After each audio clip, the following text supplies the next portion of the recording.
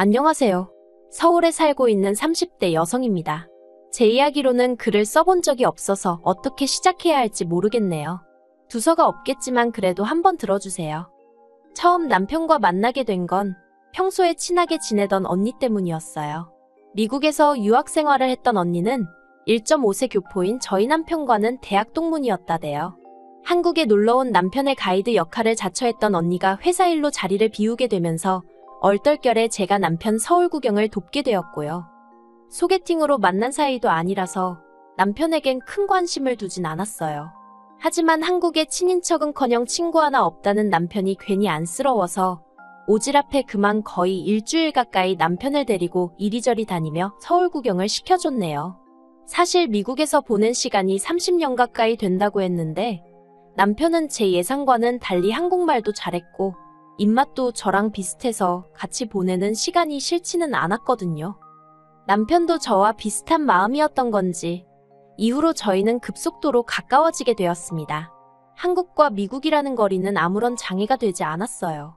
남편이 3-4달에 한 번씩 저를 보겠다며 한국을 찾아왔고 그렇게 저희는 장거리 연애를 시작했네요. 이후로 3년 정도의 시간이 흘렀을 무렵 시부모님께서 먼저 결혼 이야기를 꺼내셨어요. 그리고 아닌 게 아니라 그 무렵 저희 친정에서도 저더러 연애를 하는 거냐 마는 거냐 그렇게 뜨문뜨문 만나다가 이도저도 아닌 게 되면 어쩌려고 그러냐며 걱정을 하고 계셨거든요. 그래서 그때부터 본격적으로 저희 두 사람도 진지하게 결혼 이야기를 나누게 되었습니다. 하지만 본격적으로 결혼 준비를 하면서 남편이 사실은 자기가 입양아임을 고백해왔어요. 짐작컨대 시부모님은 저에게 숨길 수 있다면 끝까지 숨기실 생각이었던 것 같아요. 아무튼 남편이 무척이나 괴로워하면서 저에게 힘들게 털어놓기를 선명하진 않지만 흐릿하게나마 생모와 살던 기억도 있는데 어찌된 영문인지 결국 고아원을 거쳐서 미국으로 입양이 되었다고요. 솔직히 뉴스나 드라마에서 들어만 봤지 입양이 되었다는 게 어떤 건지 저로서는 상상도 하기 어려웠어요. 게다가 결혼 허락을 받기 위해 찾아뵈었던 남편의 어머님 아버님 두 분 다 정말 남편에게 다정하고 좋으신 분들이셨거든요. 그래서인지 여러 가지로 입양하라는 단어와 남편을 연결하기가 쉽지 않았네요. 물론 남편이 입양하라고 해서 제 마음이 달라지고 그런 것은 아니었습니다. 어떻게 태어났는지보다는 어떻게 살아왔는지가 중요하다고 생각했으니까요. 이후로 양가 부모님과 친구들의 축복 아래서 한국과 미국을 오가며 결혼식을 올렸어요. 그리고 미국으로 넘어갈 준비를 시작했지요. 친정부모님께서 무척 서운해하셨지만 남편이 당장 다니던 회사를 관두고 한국에서 자리를 잡는 일이 쉬울 것 같지 않았거든요. 제가 미국에서 한 번쯤 살아보고 싶은 욕심도 있었고요. 그런데 운이 좋았다고 표현해야 할지 미국으로 이민을 준비하던 시기였어요. 당시 남편은 금융회사를 다니고 있었는데 아시아로 사업을 확장하면서 한국에도 사무실을 낸다대요. 그리고는 회사에서 남편에게 한국으로 파견 나갈 생각이 있는지 묻더랍니다. 사실 남편은 입버릇처럼 직장만 아니면 언젠가 한국에 가서 살아보고 싶다는 소리를 입버릇처럼 했었거든요. 기회만 된다면 친부모도 만나보고 싶어 했고요. 그래서 저희는 고민 끝에 한국에서 자리를 잡는 쪽으로 결정을 내렸습니다. 그렇게 한국에 온 이후로 한동안 남편의 친부모님을 찾기 위해 수소문을 거듭했어요. 하지만 남편의 기억에만 의존해 사라진 친부모의 흔적을 찾는 건 쉬운 일이 아니더군요. 저희가 무슨 언론의 도움을 받을 만한 상황도 아니었고 오롯이 저희 두 사람이 발로 뛰고 하루 종일 인터넷을 뒤지는 게 전부였으니 별 진척이 없었달까요. 그러다 결국 하루는 남편이 먼저 그만두자고 하대요. 너무 피곤하고 지쳤다며 이 정도면 충분히 해본 것 같다대요. 그리고 솔직히 그 무렵 저도 많이 지쳐 있었어요. 언제까지 남편의 과거에만 매달려 살 수도 없고 슬슬 저희 두 사람의 가정에 집중해줬으면 싶었거든요. 그래서 그날 이후로 남편도 저도 남편의 친부모님에 대해선 이야기를 나누지 않았네요. 하지만 1년쯤 지났을 때였어요. 남편은 볼 일이 있다며 집을 비운 상황이었고 저 혼자 한가롭게 주말에 낮을 즐기고 있었는데 경비실에서 연락이 왔습니다. 저희 남편을 찾는 여자 손님이 왔는데 정확한 호수를 모르겠다며 1층에서 기다리고 있다는 거예요. 저도 아니고 저희 남편을 찾는다니 그것부터가 의아했어요. 남편의 인간관계는 이렇게 표현해도 될지 모르겠지만 제 손바닥 안에 있는 거나 마찬가지였거든요. 그리고 그들 중에 연락도 없이 찾아와서 1층을 배회할 만한 여자는 아무리 생각해도 떠오르는 이가 없었지요. 마침 할 일 없이 심심하기도 했고 어떤 사람인지 직접 보고 싶은 충동도 들어서 제가 내려갔어요. 그런데 1층에 내려가 보니 저희 친정어머니보다 조금 젊으신 듯한 어떤 여자분이 계셨습니다. 그리고는 저는 한눈에 그분이 저희가 찾던 남편의 생모라는 걸 알아챘네요. 그냥 뭐라고 해야 할까요? 남편하고 눈빛도 그렇고 이목구비도 그렇고 너무 닮아있대요. 그리고 남편의 생모는 생모대로 자기를 보고 놀라는 저 때문에 당황한 눈치였어요. 남편이 얼마나 생모를 그리워하고 보고 싶어 했는지 알았기에 그대로 보낼 수는 없겠더군요. 그렇다고 다짜고짜 집으로 들일 수도 없었으니 가까운 카페로 자리를 옮겼습니다. 어떻게 말문을 열어야 할지 어색해서 이러지도 저러지도 못하고 있는데 생모가 먼저 당신 아들, 그러니까 저희 남편과 제가 무슨 사이냐고 묻더라고요. 그래서 와이프라고 대답했습니다. 그러자 언제 결혼한 거냐며 자기는 몰랐다는 거예요. 이때만 해도 저는 생모가 무슨 소리를 하는 건가 싶었어요. 이제껏 연락이 닿지 않았으니 모르는 게 당연하잖아요. 그런데 대화를 나눠보니까 뭔가 이상했습니다. 생모가 저희 남편에 대해서 이것저것 아는 게 많더라고요. 그래서 언제부터 연락을 주고받았냐고 물으니 한 1년 정도 되었다는 거예요. 그 소리를 들었을 땐 머리를 망치로 한 대 맞은 듯 했어요. 어이가 없었거든요. 갑자기 생모 찾기를 그만하자고 한 사람은 남편이었는데 그 시기가 생모와 연락을 주고받기 시작한 시기였으니까요. 그리고 그날 저는 남편과 전에 없이 크게 싸웠습니다. 남편에게 생모를 찾은 걸 왜 속인 거며 왜 결혼했단 사실도 그쪽에 알리지 않은 거냐고 속상하고 서운한 마음에 제가 화를 많이 냈어요. 하지만 남편이 말하기를 막상 생모를 찾고 나니까 자기 마음이 복잡하더래요. 보고 싶었던 건지 눈물도 많이 나왔고 한편으론 원망스럽기도 했고 그런데 생모는 생모대로 뭐가 그렇게 반가운지 아는 체를 하고 가까워지려고 하고 그게 너무 부담스럽더랍니다. 그래서 자기 나름대로 거리를 두고 피하는 중이었는데 이렇게 찾아오기까지 할 줄은 몰랐다고요. 그런 이야기를 듣고 나니까 저도 저대로 그 생모라는 분을 어떻게 대해야 할지 감이 안 오더라고요. 잘해드려야 하는 건지 아니면 남편을 키워주신 어머님을 생각해서라도 매몰차게 대해야 하는 건지. 하지만 그와 관계없이 생모는 거침없이 적극적으로 저희 부부에게 다가왔습니다. 처음엔 그래도 나쁘진 않았어요. 연락 없이 불쑥 찾아오긴 했어도 과일이라던가 쌀이라던가 뭘 꼭 들고 나타났거든요. 문제는 가지고 오는 것들 중 뭐 하나 괜찮은 상태가 없긴 했지만요. 그래도 저는 그런 생모의 행동이 남편에 대한 미안함을 당신 식대로 표현하는구나 싶었어요. 그리고 남편은 남편대로 이제라도 생모가 자기를 챙긴다 싶었는지 싫지 않은 눈치였달까요. 그러다 그런 생모에게 부담을 넘어서 불편함을 느끼게 된 건 생모의 일방적인 교류가 시작된 지 반년이 좀 지났을 무렵이었어요. 그날도 생모가 연락도 없이 저희 집에 찾아왔는데 제가 퇴근이 늦어지면서 생모가 저희 집 앞에서 좀 기다리게 되었거든요. 사실 일전에도 이런 비슷한 일이 있었고 일이 그때 분명히 남편과 저는 맞벌이니까 특히나 평일에는 미리 연락을 하고 오시라 말씀드렸습니다. 하지만 이렇게 또 막무가내로 오셔서는 퇴근이 늦어지는 저를 탓하시는 거예요. 그런데 왜 유난히 매사가 신경을 거스르는 날이 있잖아요. 그날이 저에겐 딱 그랬네요. 하루 종일 상사한테 깨지고 업무에 시달리다가 집에 왔는데 제가 잘못하지도 않은 일로 싫은 소리를 들으려니 순간 저도 짜증이 나더라고요. 솔직히 금요일 저녁이라고 하면 없던 야근이나 회식이 생기기도 허다한 날인데 하필 그런 날 별 용건도 없이 오셔서는. 그래서 평소라면 죄송하다던가 나름대로 너스레를 떨어서라도 생모 기분을 맞춰주려 들었을 텐데 그날만큼은 별다른 대꾸를 하지 않았습니다. 그랬더니 생모가 마치 건수라도 하나 잡았다 싶었는지 그걸 남편한테 이야기하면서 눈물을 보이더군요.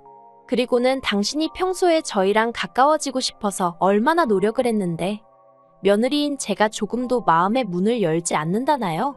막말로 앞뒤 다 잘라먹고 훌쩍거리는 꼴을 보자 하니 그나마 있던 정도 뚝 떨어지대요. 그런데 그게 다가 아니었습니다.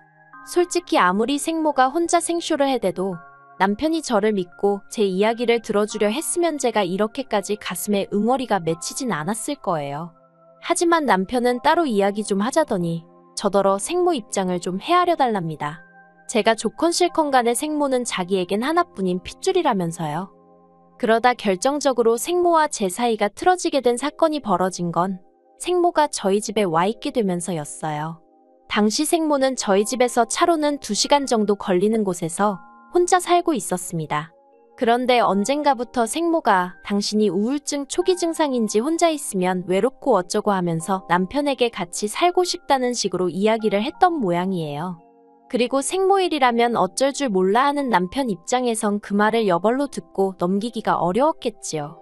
남편이 한다는 소리가 생모를 모시는 동안 요리고 살림이고 저는 하나도 신경 쓸 거 없다면서 기회를 달라대요. 저는 생각해 볼 것도 없다고 단박에 싫다고 했어요. 솔직히 이미 전부터 제 생각보다 훨씬 자주 생모와 교류하게 되면서 미국에 계신 시부모님에게 죄를 짓는 기분이었거든요. 30년 가까이 남편을 키워주신 분들에게도 아직 제대로 잘해드리지 못했는데 갑자기 어디서 튀어나온 생모가 저한테 시어머니 노릇을 하는 것도 싫었고요. 하지만 남편은 계속해서 저를 설득하려 들었습니다. 저라면 솔직히 이유가 뭐가 됐든 날 버렸다는 생각에 원망이 클 것 같았는데 남편은 그리움이 더 큰 모양이었어요. 생부의 소식은 끝끝내 듣지 못했기에 생모에게 더 집착을 하나 싶기도 했고 결국 제가 남편에게 져주기로 했습니다. 일단 한 달 만이라는 조건을 걸고 합가를 시작하게 된 거지요. 하지만 무슨 요리고 살림이고 안 해도 된다더니 그건 다 시쳇말로 개소리에 불과했습니다. 말 그대로 시집살이가 따로 없었거든요. 솔직히 미국에 계신 어머님도 저를 그렇게 대하신 적은 없습니다. 그런데 생모는 무슨 자기가 집주인이고 제가 도우미 쯤 된다고 생각했는지 별말 같지도 않은 심부름을 시켜대고 한마디로 저를 부려먹지 못해 안달이 나 있대요. 시작은 아침 식사였습니다. 저나 남편이나 구내식당 잘 갖춰진 회사에 다니고 있기도 했고 둘 다 굳이 아침에 뭘 먹는다고 하면 빵 한 쪽이면 되는 사람들이었어요. 그런데 생모가 하는 말이 당신은 아침 식사를 안 하면 하루 종일 힘이 안 난다는 겁니다. 그래서 일단 첫날에는 전기밥솥으로 밥을 해놓고 반찬은 몇 가지 사다 두었어요. 솔직히 국이나 찌개를 끓일 시간은 없어서 카레를 만들어 두었고요. 그런데 생모가 기껏 한다는 소리가 누구 집 며느리는 아침마다 그 집 시어머니한테 정성스럽게 솥밥을 해준다나요?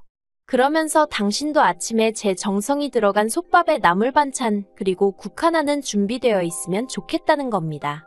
그러자 남편까지 나서서는 솥밥이 뭐냐면서 저더러 생모 말대로 해주라는데 뭐가 뭔지 알지도 못하면서 생모일이라면 나서는 남편이 어찌나 꼴보기 싫던지요. 그뿐만이 아니었습니다. 저희는 생수를 사다 놓고 먹는데 당신은 보리차가 좋다며 보리차를 끓여놓으라 하시질 않나. 당신은 수건은 뜨거운 물에 팍팍 삶아 쓰는 게 좋다며 당신 수건만이라도 따로 삶으라질 않나. 솔직히 처음엔 소희 시어머니 대접을 어지간히 받고 싶으신가 보다고 어이가 없긴 해도 웬만하면 참고 넘기려고 했는데 정도가 지나쳐도 너무 지나치대요. 하지만 생모가 날린 결정타에 비하면 이 모든 것들은 애교에 불과했어요. 약속된 한 달이 다 되어 가는데 생모는 어째서인지 자기 집으로 돌아갈 준비를 안 하더라고요. 저는 이미 3주차에 남편에게 생모와의 합가는 어려울 것 같다고 알린 상황이었고 이 때문에 남편과는 크게 싸우기도 했던지라 말 그대로 하루하루 시간은 흐르는데 아무 일도 없다는 듯 버티고 있는 생모가 눈에 가시처럼 느껴지대요. 그리고 대망의 마지막 날이었습니다.